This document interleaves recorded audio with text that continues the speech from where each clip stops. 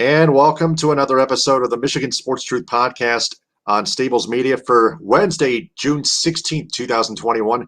Sponsored by the Viget Sports mobile app where great fans cover. Sign up with the referral code STABLES. I'm Taylor Phillips along with Ed Smith and Frank Vajner. My opening statement, what we are about to reveal is more information about the Dr. Robert Anderson scandal, including Bo Schembechler, the media, and players and alumni, plus others. And it'll be sickening by the media, but more comforting by the players. Ed, you're up next. What is your opening statement? My opening statement is that there has to be a simple growing call for accountability, not just those involved in this scandal, not just those within the university, but clearly, as we've seen, those in the media as well. Accountability must be held at all levels. You're going to see it here. You see it here in my opening statement, and you're going to see it in my closing statement as well. Just a teaser for that. Yeah. Frank, welcome back. What is your opening statement? Well, it's good to be back, fellas. And my opening statement is this. Just because certain people involved with a scandal or a crime are now deceased doesn't mean that there can't be any accountability at all. Right. And we're going to get to that right now. The media defending former football head coach Bo Schembechler's failure to protect his son, Matt Schembechler, in the Dr. Robert Anderson scandal. Now, there were at least three media members, Jim Brandstatter, Bob Wanowski, and Mitch Albom. I don't know if it's Dan Murphy. He works for ESPN. He wrote an article about earlier today about the players and alumni speaking and demanding an investigation at the University of Michigan on this Dr. Robert Anderson scandal. But Frank, you handed this article about Jim Brandstatter's defense of Bo Schembechler, which was absolutely sickening, of course. And it was from Sports Illustrated. And really, I just forgot what he said, but I'm sure any kind of defense of Bo Schembechler is wrong. But we're going to go to Ed and then Frank. Ed, what say you on this? Brandstatter, Wanowski, and Albom defending Schembechler. Well, first and foremost, I'll start off with Mitch Albom, or as Jeff Moss will refer to him, constantly like to refer to him as Frodo Baggins, for his, in my view, absolute fence writing of an article that he wrote in the Free Press last week, where he acknowledged that the allegations against Bo Schembechler are devastating, but so are the stories. He's saying that the truth was devastating to hear. He goes to explain the graphic detail of what exactly happened to these men at the hands of this absolute predator, and who was Dr. Robert Anderson. And while he does acknowledges that this was unbelievable to hear, and while yes, there is a somewhat level of recognizing that you can at least agree on, or at least sympathize with to a degree, that it's hard to tie it to someone, to such a figure, such a person, as we all saw Bo was, or all thought Bo was. But to me, in terms of what this article represents, it still represents not going the extra mile. Essentially, at least if you could say one thing about Brandstatter, he picked one side. Albom was trying to pick both sides here, and I think we saw the same thing with Wojo's article, though to a less offensive angle. I think Wojo was at least acknowledging that Schembechler's reputation has been tarnished, as it should be. Sean Windsor also made his thoughts known, saying that, hey, don't you dare try to make this about the victims. They've been through enough as is. Don't question it. Well, I wouldn't say don't question it, but still don't criticize when you see the growing lists and the growing corroborations of how this whole thing blew up. I think it's just disrespectful to look at it the other way as some sort of cash grab, or some side of or trying to jump on the whole Me Too um, you know, trend, if you want to call it that. But still, it all comes to the central theme of accountability. And I think when Mitch Albom with this article uh, failed to step up to that, it deserves to be criticized, as rightly so. Tony Paul of the Det News, in a brief little Twitter exchange that we had. By the way, you can follow me on Twitter at EdSmith313. Tony Paul was being as courteous and kind as he said when commenting on my commenting of saying this is absolute fence riding by Albom. He said that's putting it nicely. So that speaks to the level of how, frankly, even some people in Mitch Albom's own profession felt in regard to that article. And it speaks to the growing trend or the theme of how, at all means, you may want to try to protect the brand more so than the people. I think a part of protecting and acknowledging the brand is recognizing that sometimes things happen, people do the wrong things, and the rightful actions and steps that should have been taken were not taken. And if the right people that were in charge were supposed to do the simple thing, and they didn't do it, they deserve to be called out on it. I don't care if you're Bo Schembechler, I don't care if you're Carl Canham, I don't care whoever you are. Excuse me, Don Canham, I don't care whoever you are. This was, frankly, an absolute wrong that was committed, not just by Dr. Anderson, but also the wrong that his apparent cover-up was. And so when you hear now seeing reports that, like what ESPN was talking about today of alumni now calling on the Attorney General, Dana Nessel, who, by the way, is a Michigan alumnus herself, to investigate this. That's how serious this has gotten. That's how big this has gotten. And it's not going away anytime soon. I understand and recognize that Bo's family responds to his accusations, and it is expected of someone who has, again, other family members that say this is not the person I knew. I know it sounds like a cliche true line, but when you have seen how Bo has been regards or has been treated up or in some cases propped up as, not just by media, but also by his own family over the years, it is a hard reality to wrestle with or grapple with, but it is a reality nonetheless. From what we know, given what we know, Bo Schembechler knew what was going on, at least to some level, and he didn't do enough to stop it. That's, in my view, a fair criticism on his end. No, he is not here to answer for his part in this. That is the true unfortunate aspect of it. But still, even if you're alive or not, if things come up that are as seemingly as irrefutable as this, then critique deserves to be shared. So between all that and now getting to Jim Brandstatter with his comments, I thought were absolutely uncalled for. He tries to preface it by saying, I don't want to blame the victims, but see, you always got to throw a but in there. What was the point of opening your friggin' mouth on this if you knew how badly it was going to come off as? Right, because what did they expect? It's, oh my goodness. Listen, I thought, everybody remembers the gaffe, or I won't say gaffe, but frankly, the admission of character that it revealed when Frank Beckman, who was the Jim Brandstatter's predecessor and partner in the booth as play-by-play call man for Michigan, he got fired years back because he basically defended Sergio Garcia when Garcia made abhorrent racist comments about Tiger Woods regarding fried chicken. Frank Beckman was an absolute. It was shocking to see him being such a trumpeted up defenseman, for Garcia and his horrible comments. And frankly, if you believe the reports going on, especially I believe by Jeff Moss himself in the Detroit Sports Rag, even Brady Hoke was pissed by what he had saw to that.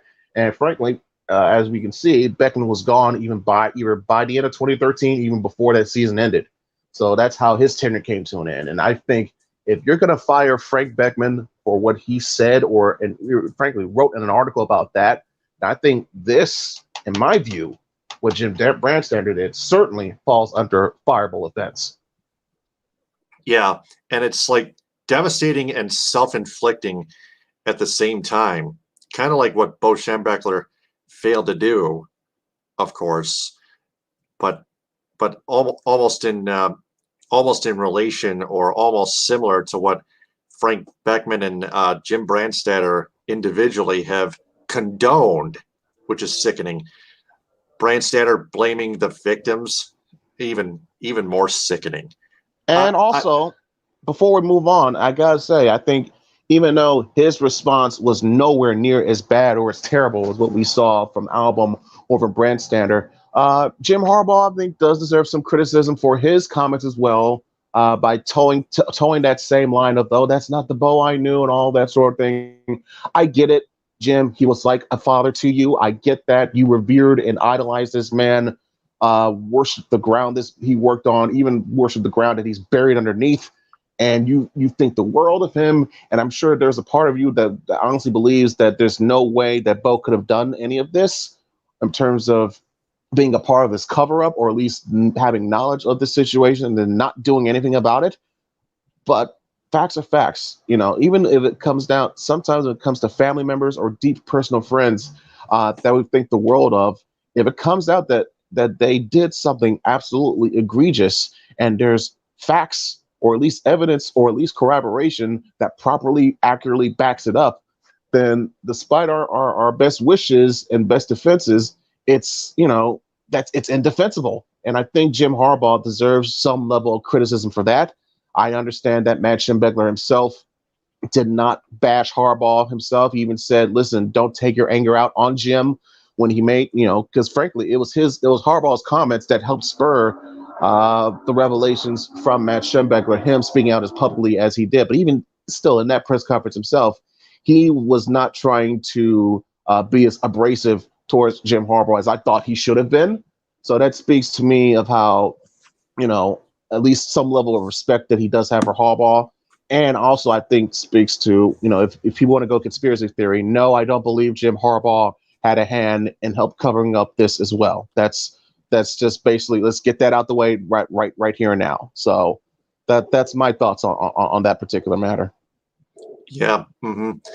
Vasu Vadaparty wants to tell us great show, and he also wanted to comment on this. I liked him when he was at Stanford, but hard to deal with, and I liked him barely as a Bears quarterback. Plus, my dad went to Ohio State. Wow, there you go. Talk about putting the cherry on top of the sundae, huh? Yeah. That's Vasu Vadaparty, one of our bosses here at Stables Media. Frank, let's go to you for a second. Mike Valenti and Rico Beard on 97 won the ticket. The Valenti and Rico show called out Wanowski and Album for their defense on Bo Schembechler, and yeah, they did not hold back at all. Frank, go ahead. Well, as they should not have held back at all. Ed mentioned that Album was trying to toe the line and say, yeah, I feel bad for the victims. Robert Anderson was a piece of garbage. But then he tries to shake both hands and say, well, that's not the Bo Schembechler I knew. Well, there's a lot of people that we may be close with who, when we find out that they've done some nefarious or bad things, that shock value is a hard pill to swallow.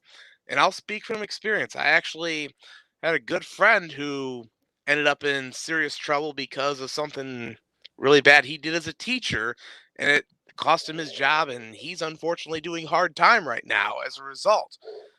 Well, but still, you have to accept that sometimes people will do bad things, and regardless of how hard it is to accept, you still have to accept it anyway. And you can't go ahead and say, oh, well, that's not the person I knew. They would never do this. And most importantly, let me get to Jim Brandstatter for a minute, because I think he is the biggest offender out of Album, Wanowski, Dan Murphy. He tries to say, oh, I'm not going to blame the victims, but, or was it, forget the guy's first name, was it Kwiatkowski? The football player who accused Schembechler of covering up what Anderson did, had said, and Brandstatter says, oh, well, he was kicked off the team in 1980 because he had a drug problem. To me, that's like former disgraced LA Clippers owner, saying, "Oh, Magic Johnson, he's got AIDS." That's called deflecting. Hey, you're pointing out that one of the victims had a drug problem, or that Matt Schembechler was an adopted son of Bo, not his biological son. Stop it. You're deflecting away and beating around the bush, and you need to accept that, yeah, the man you knew, he was not the patron saint you make him out to be. Hey, and Right. it honestly just disgusts me. I mean, I would be saying pretty much the same things if Mark D'Antonio or Mm-hmm. Tom Izzo came out and spoke highly of Kathy Clay just during the whole Larry Nassar scandal. I would have burned those two straight to the ground. And as for Jim Harbaugh's comments, which were disgusting in themselves, I'm not saying that Harbaugh should lose his job because of his comments, but I will say this. If it does come out that Mm-hmm. he knew about what was going on but didn't bother to do anything, then I think his job's going to be in jeopardy. I'm not claiming to know anything, but I think we're far from seeing this whole thing end, guys. Fair enough? Oh yeah, trust me. This story broke 2 years ago, and we're just now getting into the meat and potatoes of it. Trust me, this is not going away for a long time. And at least if we can acknowledge at least one person of the media that has some damn sense of reality besides Tony Paul, it would be Jeff Seidel, who also works at the Free Press, and he frankly came out and said it. Bo Schembechler's legacy is forever damaged. His statue should come down, amongst other things. So props to Seidel on that. And I'm with Seidel as well. I think the statue should come down, his name come off the building, and any trace of him around university property has got to go. Simple as that. Nobody's saying that you have to resurrect him from the dead and put him on trial for anything. No. Just get him off, delete him, be done. There you go. Yeah, tell him to GTFO. And the whole thing about this is not about supporting the alma mater or a winning football coach from the past in your school. This is about taking a stand against a humongous crime. To dig even deeper into this, those who recklessly support Bo Schembechler, for example, have no clue as to what's going on. Otherwise, they're just as bad as he is. They're just as bad as he is. Period. No excuses, no exceptions, no nothing. It's So there's simple. that. I simple. I said it before a long time ago, even before news of this was coming out. Like I said, listen, given how I and many other people criticize Penn State for trying to treat Joe Paterno as some kind of saint who knew nothing or did the most he could do with a Sandusky handle hit, I said, listen, if something ever came about Bo Schembechler, I would criticize him the same way. That's how fair I believe it should all be. That's how I think equal accountability needs to be held all across the board. And here it is. And yet you're seeing the same damn pattern repeat itself. And it's sickening. And it's time to put an end to that crap. Yep. And speaking of Dan Murphy, like I mentioned before, he wrote an article on the alumni calling on the AG to investigate how University of Michigan dealt with abuse complaints. That's the headline right here. A trio of U of M alumni and their attorneys asked the state's attorney general to open an investigation into how officials at the school dealt with past complaints about Robert Anderson, the late doctor who was accused of molesting hundreds of patients during his time on campus. A group of more than 24 former athletes, former students, and supporters gathered across the street from the university's football stadium Wednesday morning in an effort to spur some action in the sprawling sexual abuse case, then say that several past high-ranking officials in the school's athletic department should have done more to stop Anderson's assaults. Should have done more to stop Anderson's assaults. Tad DeLuca, a former wrestler, said, quote, Michigan has not changed its culture. He said that He set off the investigation that has unearthed more than 800 complaints about Anderson when he wrote a letter to the university nearly 3 years ago.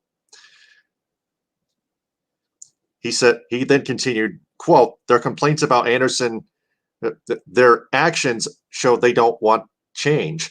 The university doesn't want transparency about Anderson and his enablers, unquote. Spurred by DeLuca's allegation and the public records that eventually followed, the university hired the Wilmer Hale law firm in March 2020, that's last year, to investigate Anderson's conduct and how others at the university handled complaints about him throughout the course of his career. The Wilmer Hale report found multiple examples of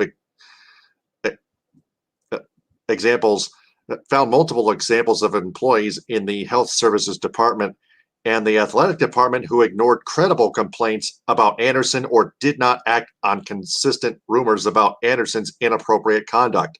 DeLuca and others said Wednesday that the Wilmer Hale report was not sufficiently independent or thorough in the questions asked or the answers produced. John Vaughn, a running back from 1988 to 1991, said, quote, so board of regents, so the University of Michigan, say my name, because the time is now for all of you who have been abused here to speak up for justice. We speak because every victim matters. I am not John Doe. I am John Vaughn, unquote. A spokeswoman for Michigan Attorney General Dana Nessel told ESPN that her office would only open an investigation if Michigan agrees to be fully transparent ahead of time. Nessel and her office ran into roadblocks when conducting a similar probe at Michigan State in the wake of the Larry Nassar sexual abuse case. She said, spokeswoman Lindsay McCummel said, quote, the mounting number of allegations against individuals at the University of Michigan appears to demand an investigation. However, unless and until the university agrees to fully cooperate and waive privilege, the Department of Attorney General would be unable to conduct a thorough investigation into the alleged crimes described by victims, unquote. A university spokesman said in a written statement shared with reporters Wednesday morning, that's this morning, quote, the University of Michigan is actively engaged in a confidential court-guided meditation process with the survivors of Dr. Anderson's abuse, and we remain focused on that process. The Wilmer Hale investigation team had full access to all available information. They decide what to review and what to consider. The report made it clear that many survivors required confidentiality as a condition for speaking, unquote. Some of the complaints included the Wilmer Hale report were aimed at famed former football coach Bo Schembechler. Here we go again, folks. Last week, one of Schembechler's sons, that's Matt, and two former football players came forward to say they attempted to tell the coach about Anderson's sexual assaults as early as 1969. Schembechler, who coached the school's football team for 2 decades and served as its athletic director for 2 years, died in 2006. On Wednesday, a former student named Richard Goldman, who worked as a radio broadcaster, Richard Goldman, that's a familiar name, covering the team's games while he was in school, said he also told Schembechler on several occasions in the early 1980s that Anderson had molested him when he went to see the doctor for a migraine specialist referral. Goldman previously shared his story anonymously, but decided to publicly identify himself this week. Goldman said Wednesday that he believes that Schembechler fulfilled his duties by sending Goldman to tell then athletic director Don Canham about his experience with Anderson. Goldman said he places the responsibility for Anderson being able to continue to see patients after 1983 squarely on the shoulders of Canham. He did say he was very disappointed that Schembechler didn't oust the doctor years later when he took over as the school's athletic director. He said he had no comment on the claims made last week by Schembechler's son, Matt. Goldman said, quote, "This could have ended in the 1980s, but it didn't. It was ignored," unquote. The university's Board of Regents is scheduled to meet Thursday. That's tomorrow. There are no items related to Anderson listed on its public agenda. Wednesday's speakers asked the board to consider waiving attorney-client's privilege to allow for an attorney general investigation. They also called on the board to apologize more directly for the university's failure to stop Anderson sooner. That's the key. So Don Canham was involved, as we go to Ed and then Frank. Don Canham, Richard Goldman said in this article, take some of the blame. Ed, go ahead. Yes, he should, but at the end of the day, this still falls on Bo's shoulders to some level degree because, like you mentioned, Taylor, Mainly. Bo himself, yes, mainly because guess what? Bo himself became the athletic director. Let's not forget about that. Wow. And Anderson was still served on with the school for years upon years after that. Yep. Now what's Ward Manuel going to think about this? Anyone? I don't envy that. I don't envy what that man has to go through. Man, Frank, what say you? Well, Ward I think Manuel, what can you read inside of his head? Here's the one thing to consider, guys. I think we have to remember that Don Canham actually removed Dr. Anderson, but Bo Schembechler hired him back. Explain to me how that would work in any business where if you're fired by one guy, but then somebody goes behind the boss's back to bring him back in. To me, that shows a lack of institutional control. Now, obviously, the NCAA can't really do anything about it now because of statute of limitations expiring. But still, it just shows who really ran the university, even when Canham was the AD. Bo seemingly had all the power, and kind of like how Jim Harbaugh seems to have a lot of the power now over Ward Manuel. Well, to much of a less disgusting point, mind you. But still, it shows a clear lack of control and lack of accountability on all administrative levels. If Canham said something was to go down, it should have stayed that way. It shouldn't have resulted in Schembechler going behind his back say, "Oh no, Anderson stays on here because he's my guy," or something like that. And that probably leads even further credence to what was going on and how much that both men, at the very least Bo, actually knew as to why. Because why in the world would he go out his way to put Anderson back on and leave him there for as long as he did? That's another good question. So it is. Yeah. We'll have to find out more later on as it continues to develop. And it's going to continue to develop for months and even years to come, like I mentioned to you guys in our private chat on Facebook Messenger and our private group chat. So speaking of the Wolverines, they got a transfer wide receiver in Dalen Baldwin from Jackson State, 500 plus receiving yards and 7 touchdowns last season with Jackson State. So Wolverines add an extra offensive weapon. Yeah, he was, if I can interject real briefly, he was essentially their leading receiver for the team in yards, receptions, touchdown catches. He was named of his conference the newcomer of the year, basically the breakout star of the year, if you would say that. I don't know if it's freshman of the year or not, but either way, there are multitude of reasons probably why he made this decision. It is worth noting that he did work under head coach Deion Sanders last year as part of Jackson State. And as you know, or if some were not aware, with Primetime being named the head coach of a football school at a HBCU school, that itself deserved attention. And frankly, with the job that Deion did, he deserves a lot of praise for what he was able to do, considering this was his first coaching job. So the fact that he was able to craft these young men, these young black men, at a young age to help teach them lessons, not just on the football field, but it also is seemingly in life as well, is well worth noting and applauding. But also with the fact that Dalen Baldwin is choosing to get to Michigan while being a grad transfer. He was in the transfer pool, I believe, going back on June 1st.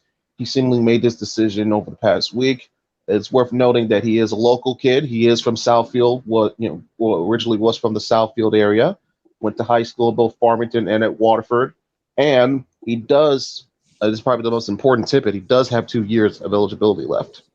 So, if anybody's worrying of him being a potential one and done, no, I think he's going to be in this one for the long haul. He could be a potential contributing big weapon to that Michigan offense because they've lost a couple of good weapons to the NFL in the past couple of years. Donovan Peoples-Jones, Tariq Black among them.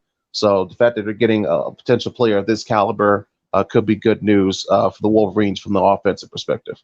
Yeah, Donovan Peoples-Jones was drafted by the Cleveland Browns, and he was a speedster for the Maize and Blue. Yeah. So, very good time for the Wolverines to recruit Dalen Baldwin. Now, let's shift gears to the Tigers, Major League Baseball. The Tigers took 2 of 3 from the Seattle Mariners last week at home, and then they get swept by the Chicago White Sox at home. But then they go to Kansas City and they sweep the Kansas City Royals at Kauffman Stadium. And now they're a game and a half back from the Royals for third place. Tigers are 29-39, and they're making some progress. I know the AL Central is still the AL Comedy Central, a weak division, but the Tigers are making a slow but sure surge of improvement. Ed, we'll start with you again, and then we'll go to Frank. Ed, go ahead. They're showing development, needed development. It's similar, frankly, to what we're seeing with the Red Wings, probably at a slower pace because both teams were absolute god-awful. They hit rock bottom last year. But as you can see with the Red Wings, with the improvements that they made in terms of record-wise and development, you're seeing some of that appear here with the Tigers. I think with their starting pitching at the very least, setting you up, giving you quality start. Casey Mize, after the rocky start he had to his season, now as of late in his last 9 appearances, he's thrown 8 quality starts. Last time out, he went 7 innings, got over 100 pitches, got about 6 or so strikeouts. So he's getting swings and misses at a much better rate than he did when he first started the season. So that's very, very good to know because this is going to be your future ace of the rotation, your workhorse. So you want him to go get you those 6, 7, if sometimes need be 8 innings of work because they'll build up his endurance, build up his repertoire of what he needs to do as a starting pitcher, and B, help shores up your bullpen. So there's that. You like to see that for Mize. I think with Turnbull still producing the work that he's doing even after his no-hitter is quite commendable. Michael Fulmer, he just came back from his trip to the injured list. I believe he was in the game the other day where he had an innings worth of work, and then he got the save yesterday against Kansas City. So it's good to see Michael Fulmer back on the injured list, which is convenient because now we're seeing more injuries to the Tigers pitching roster with Matthew Boyd and Alex Lang both going on the IL themselves. So all this deck shuffling that we're seeing, we got to see some roster moves as a result. So as a result, Torkelson and Dingler, they get promoted to Double-A. Del Pozo and Peralta, they get the call up from Toledo. And frankly, and what was probably a symbolic microcosm of what the past few years of Tigers baseball has been so far, if you want to include some parts of this year, Bo Burrows had an absolutely dreadful appearance of relief last week against the White Sox. This past Sunday, rather. 4 runs. Got tatted up. And then to top it all off, he literally vomits on the field all over himself. So he had to be literally. So he physically and literally got sick and got taken out of the game as a result. And then, as I saw yesterday, amongst the myriad of roster moves, he, along with Wilson Ramos, got designated for assignment. So DFA'd, they're gone. I saw Bo Burrows puking on John Boy Media's YouTube channel. Yeah, I saw that too. Wow. Yeah. If you're sick, don't play. I mean, I don't know what was going on. Nobody told manager AJ Hinch that. Yeah, I don't know what was going on with him, but it was nice though to see after they lost 4 or 5 last week and got swept by the White Sox for them to come back and sweep the Royals, who, mind you, they're not exactly world beaters themselves, but it was a good mental bounce back for the Tigers because, when you get dominated the way you got dominated by the best team in the division, it could do something to your spirit. So I think some credit should go to AJ Hinch for keeping the team together for that. Like I mentioned before, Casey Mize, another quality start, and also Miguel Cabrera inching a couple hits more closer to that elusive 3,000 hit.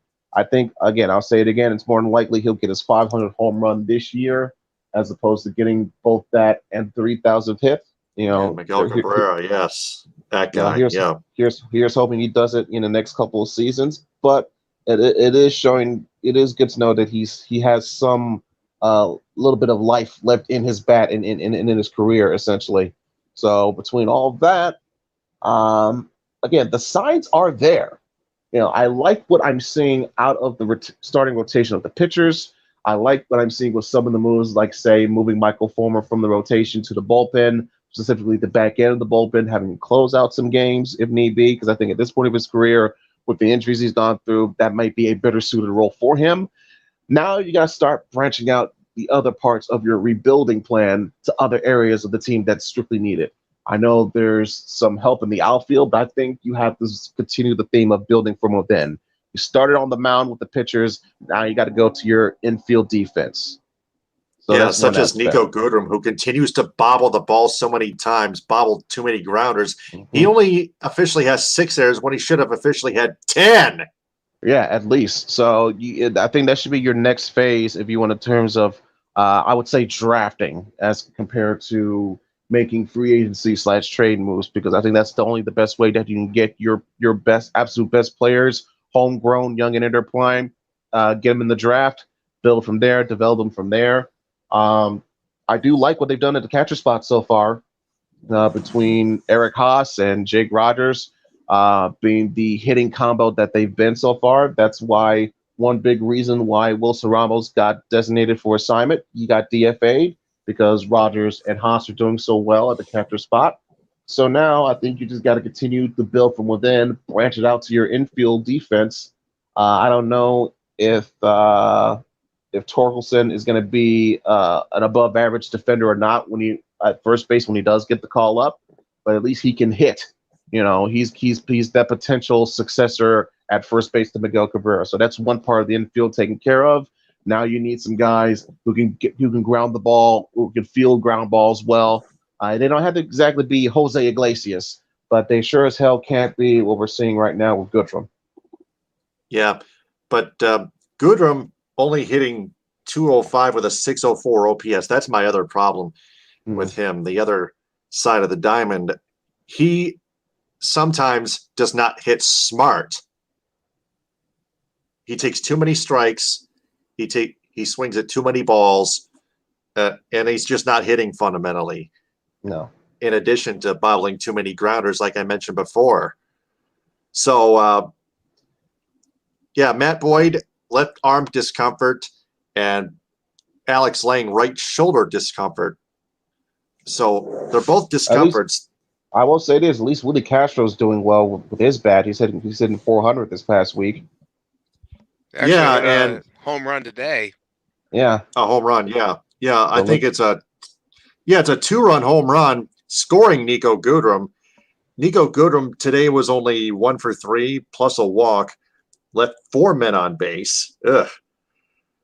Scored 2 runs, didn't get any RBIs, but that's all he had.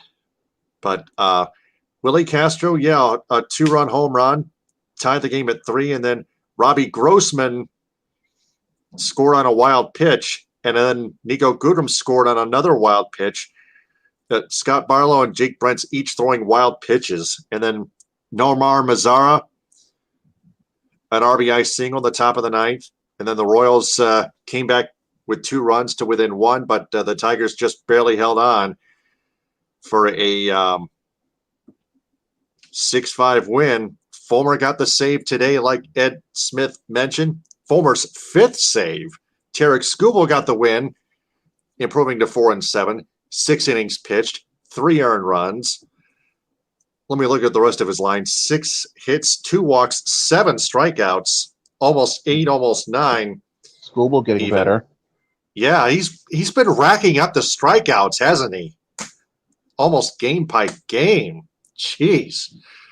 I tell you, Skubal's just wheeling and dealing, just fanning almost everybody. Well, I think we also need. Yeah, we lost Frank, but I'll come back. But anyway, Brian Garcia got a hold, his 3rd. Jose Cisnero pitching a scoreless 8th inning, pitching a perfect 8th inning, actually.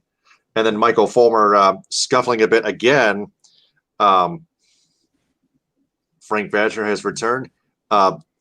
Yeah, sorry, I'm not sure how I got kicked off, but I'm back. Yeah, we didn't do anything. I know. But you were going to say something. Go ahead. Yeah. Well, I mean, you mentioned Skubal's performance on the mound, and we've seen what Mize has done. We're actually going to be seeing the 3rd of the supposed big 3 of young pitchers tomorrow night in Anaheim when Matt Manning is going to make his major league debut. Mm-hmm. Now, I know he's kind of had some rough spots down in Toledo, but hopefully he can go and deliver a good game, especially when Shohei Ohtani's on the mound for the Angels, and you know that he's going to be swinging the bat too. So it'll be a good test for him, see how well he does. Yep. If he can give me 5 innings, 3 runs earned, I'll take it. I'm not expecting, what I usually expect out of Mize. Just give me decent, and I'll take it from there. Yeah. Same here. Yeah. All 3. Count us all 3 in. But you never know what to expect. I know I never know what to expect from pitchers that make their major league debuts. Yeah, nobody's asked him to do what Steven Strasburg did. So Right. hopefully, we shouldn't be heaping that amount. He should not be feeling that amount of pressure. Yep. It'll be a 4-game set at Angel Stadium in Anaheim, California, starting tomorrow at 9:38 p.m. Eastern Time. Matt Manning will take on Shohei Ohtani. And then we got Jose Urena, who got rocked. He'll take on Cobb Friday night at 9:38. And then at 10:07 on Saturday, Wiley Peralta will start. Wiley Peralta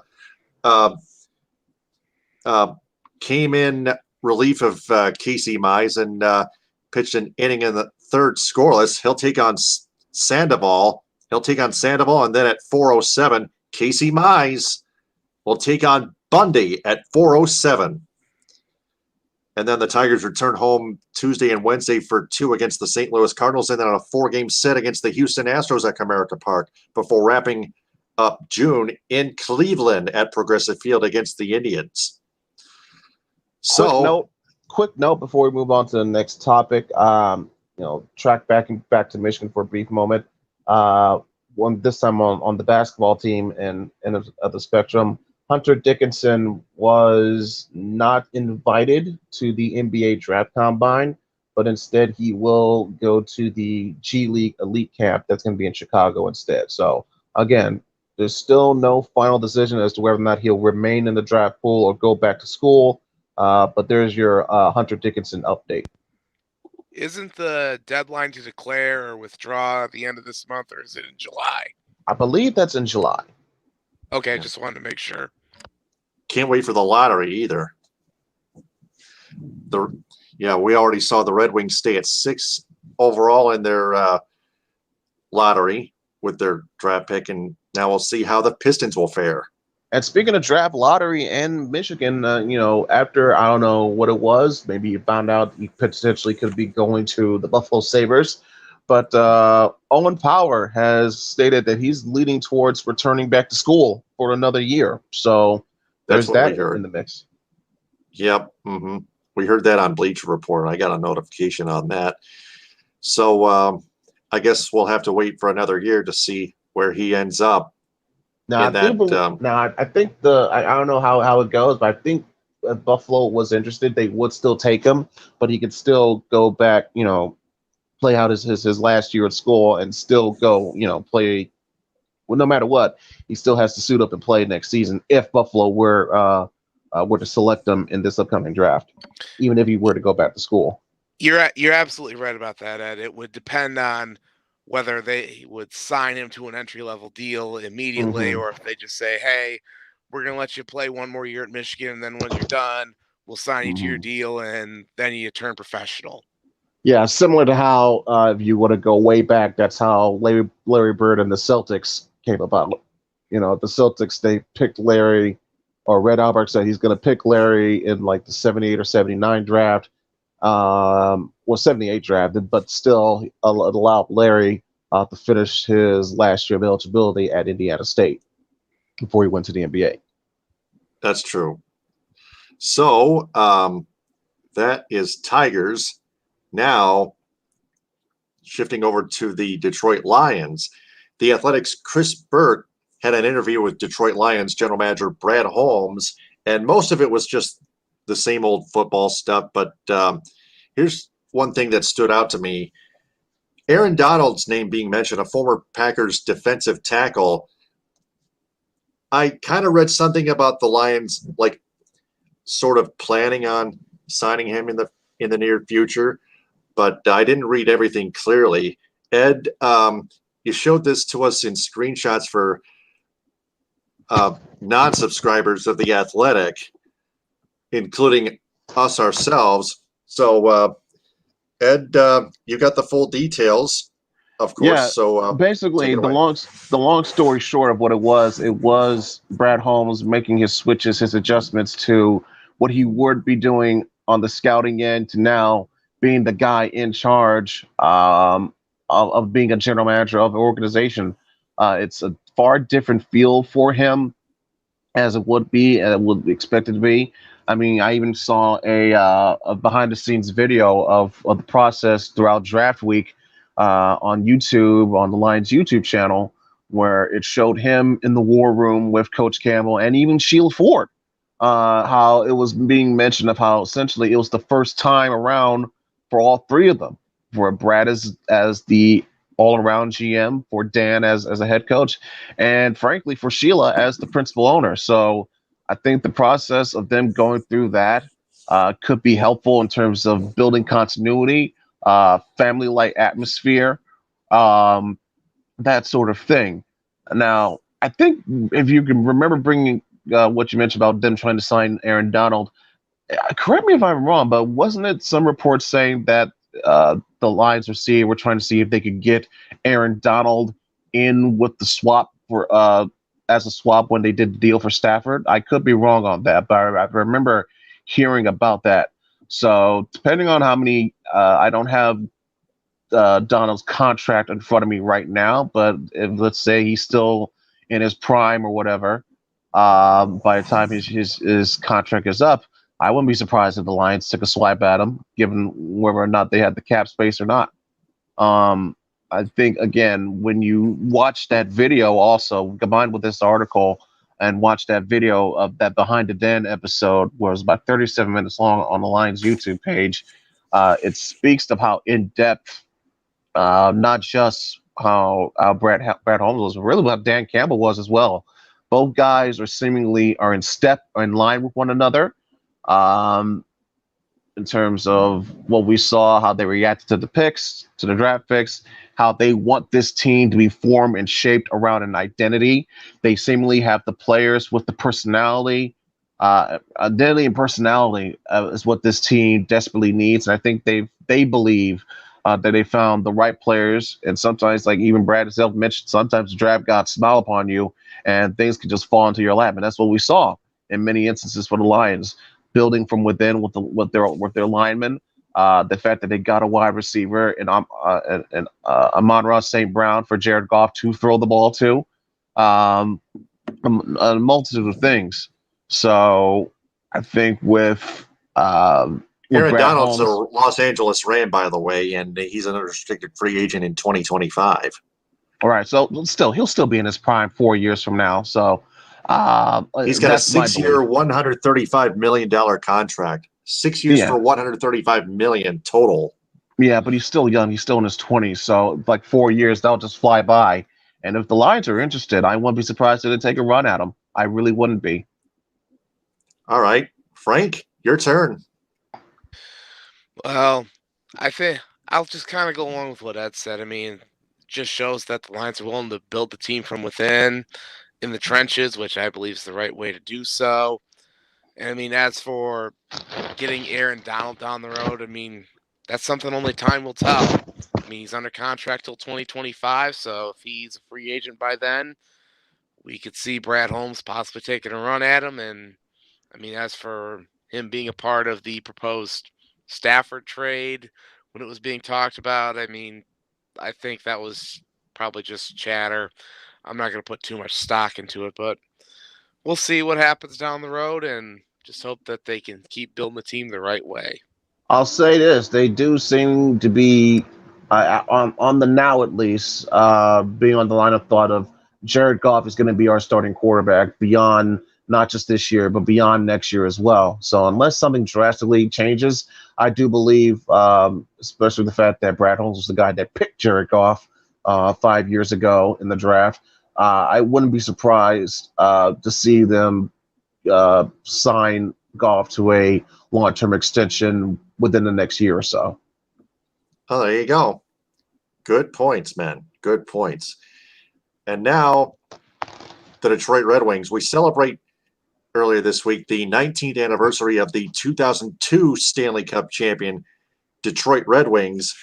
They had Hasek, Hull, Robitaille, Yzerman, Shanahan, Fedorov, Lidstrom, Chelios, Duchesne, Larionov, Datsuk, Olsen, etc. Backup goaltender Manny Legacy. They had the best record in the NHL, of course, and they won the whole thing. They won everything. They did the same thing in 2008, but 2002 was the super team. You know what I'm saying?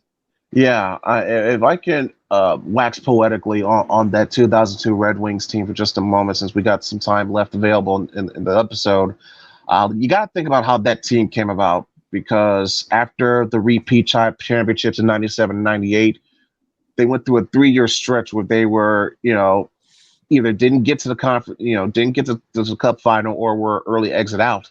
I believe, the peak of that futility came in the year before, where they got knocked out in the first round by the friggin' LA Kings of all teams. And at that point, the front office knew that some things had to be changed. Changes had to be made.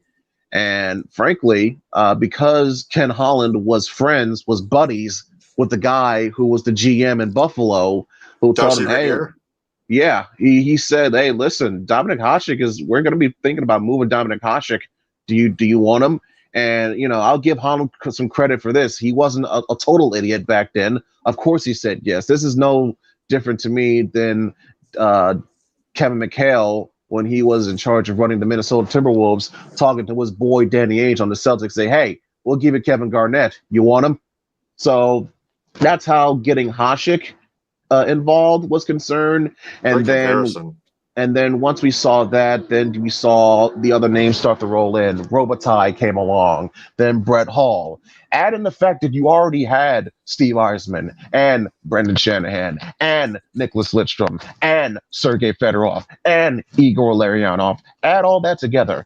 Add on to the fact that you had your grind line guys with Chris Draper, Chelios. Chelios too, and your grind guys with Maltby, with Draper, with McCarty, and the fact then that you mentioned, Taylor, a freaking baby Pavel Datsuk was on this team. You cannot tell me, at least in my view, in modern times, especially with the fact that this was right before the lockout that helped accelerate and bring on the salary cap era. This was, in my view, the greatest team ever assembled in hockey history. And it had a team of destiny feel, a vibe to it. The fact that they had a great start to the regular season. They won the President's Cup trophy for having the best record in the league. And the fact that members on their team won gold and silver at the Winter Olympics. Shanahan and Eisman for Team Canada, and I believe Hall and Chelios for Team USA.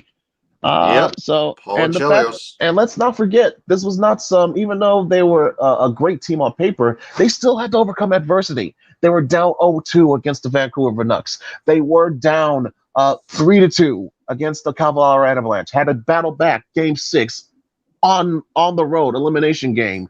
And from that point on, the Game 7 shut out Colorado the rest of the series. And even still, after getting caught off guard in Game 1 in overtime in the Cup Finals against Carolina, they won the next 4 straight, including a triple overtime ended by Igor Larionov. So the depth that team had, the talent that team had, 10 Hall of Famers, okay? And when you have a team like that, built like that, you need a leader. And what better leader than the greatest coach in the history of the NHL, frankly, in the history of hockey, Scotty Bowman. And as it turned out to be, that was going to be Scotty's last ride. And what a way for him to go out by winning his 9th Stanley Cup, to do it final game at home at the Joe, lace up the skates one more time. And I thought it was absolute pure class move for Eisman to be the guy. He didn't even lift it. He touched it.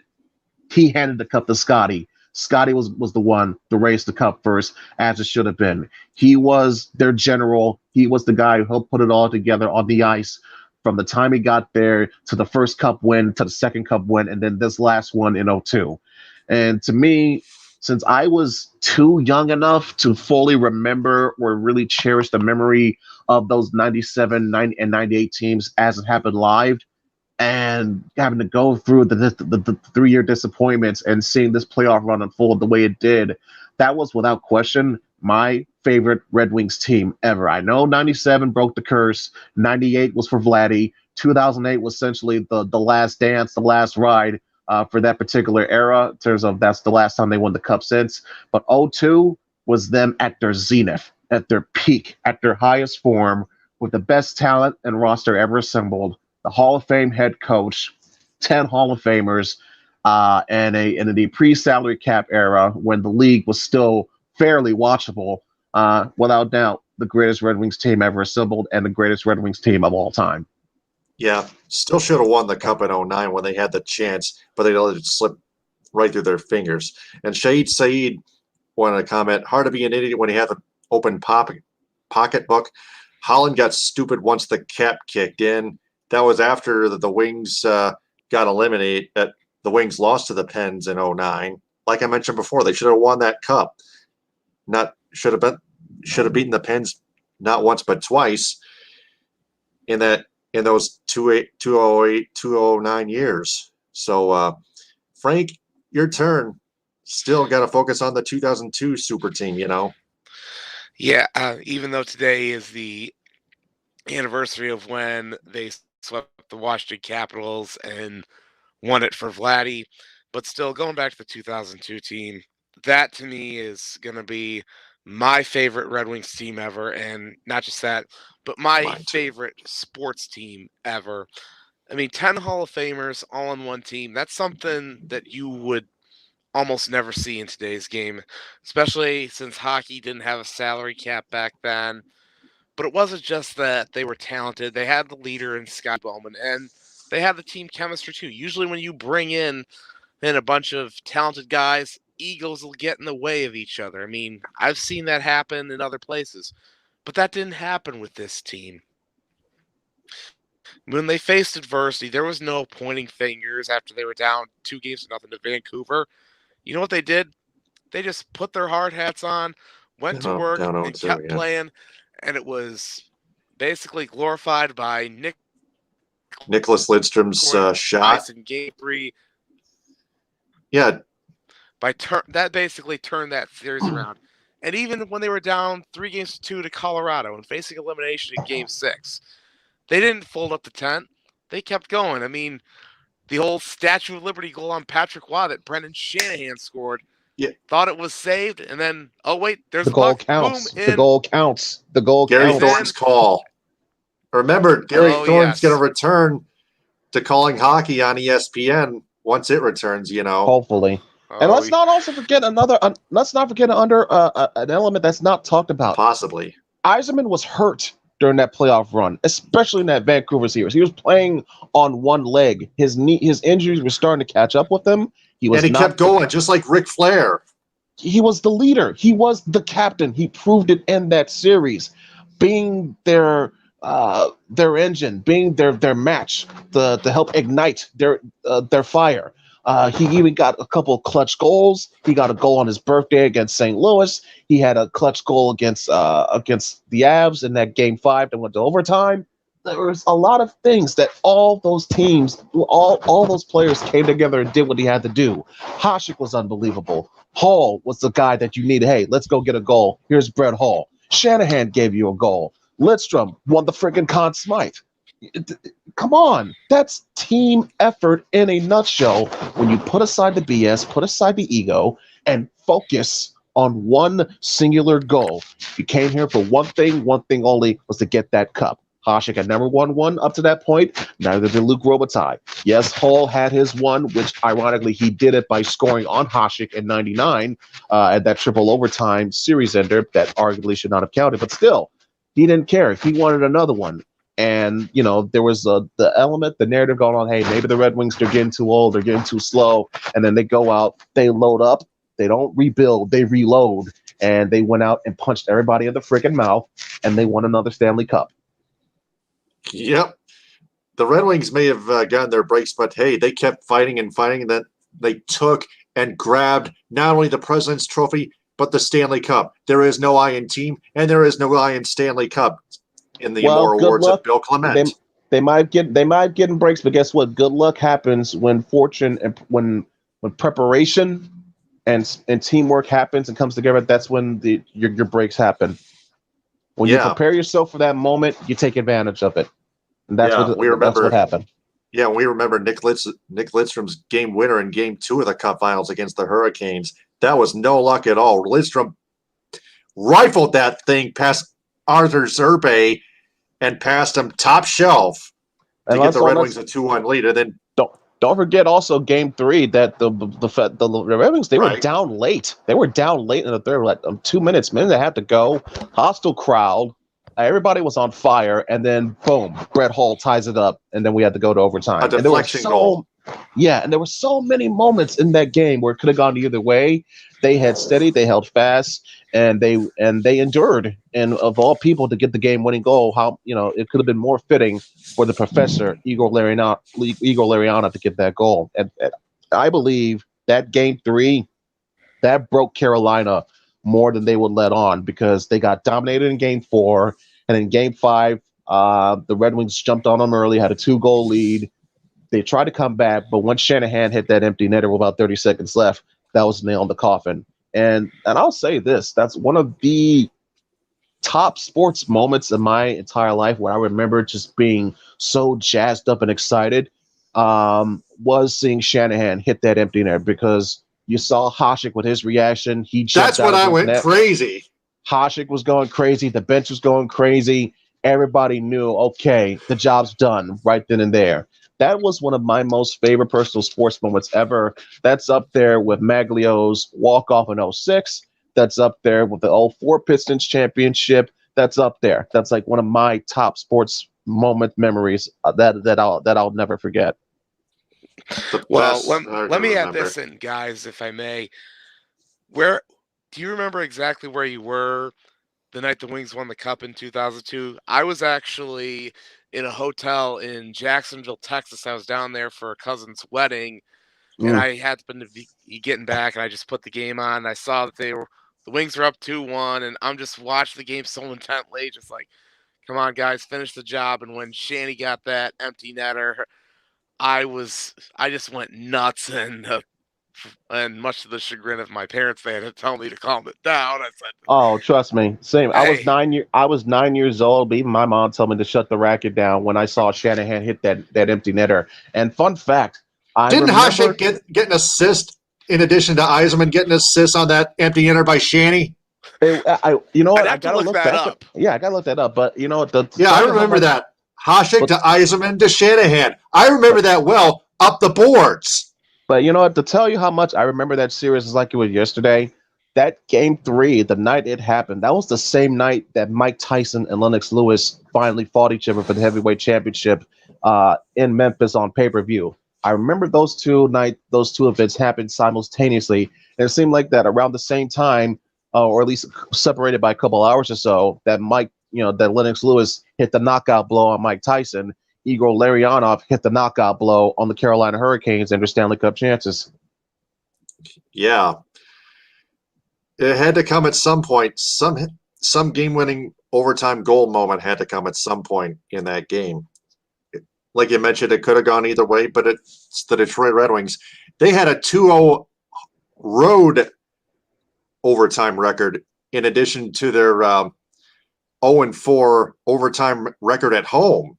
Yeah, that was which was funny. When the other old time OT road win, they got against Carolina, not Carolina, they got against Colorado when Freddie Olsen hit a slap shot from the blue ice to win Game 3 in Colorado, and that was on my birthday, May 22nd. Mm-hmm. There you go. Just pure luck, personally, on a personal note. So I believe that's everything we've covered. Now we go to the closing statement.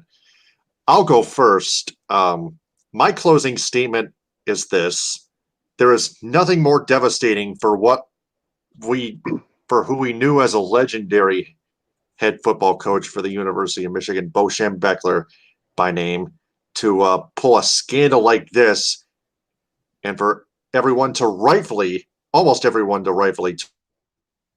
turn on it, but to not only condone or defend him, but even one blaming victims, just absolutely sickens me. It's just not only devastating and sad, but maddening as well. It's just how everything just goes to hell, just like that. Ed, your closing statement. My closing statement again comes in bookmarks back around the theme of accountability and responsibility. I've mentioned it last week. I'll mention it again, but this time with a different subject. This is probably a story that some of you may not know about at all, but round in our own local neighborhood, with Detroit Mercy, with UDM, with the women's basketball team, their coach, Anne-Marie Gilbert, after allegations came out, an investigation was launched into the fact that some of the practices and some of the actions and many other instances of possible abuse, whether it be extending practice time, going beyond that, forcing players to play through injuries and potential COVID symptoms, and on a multitude of things. The fact that it was NCAA violations that came about as a result of this, an embattled and frankly a tattered relationship between players and coach. It finally culminated with Gilbert deciding to finally leave her position on Tuesday. We don't know for certain if she decided to resign or she was fired. But 6 months after we heard about these accusations of mistreatment, of abuse by her on her teammates, by her on her team, by her players, it speaks again to the level of how we need this type of accountability being held at all levels across the board. There is no excuse. There is no exemption. If you're in a position of power, you bear the responsibility. If something goes down on your watch, you bear responsibility. You bear that accountability. You are culpable of that, especially if that is of your own actions or actions that caused that to happen and to fester and repeat, so on and so forth. So this example of Anne-Marie Gilbert finally leaving University of Detroit Mercy months after these allegations came about against her, and the fact that there was an investigation launched as a result of that, frankly, that looked into things going back to our time back in Eastern Michigan. It speaks to how, again, we still have a ways to go, but again, there's at least one example of how that's how you get it done when it comes to accountability. Yes. Frank, your closing statement. Go ahead. My closing statement will echo what I have said on this show. Just because there are certain people involved in a scandal who may be deceased doesn't mean that they can't be held accountable.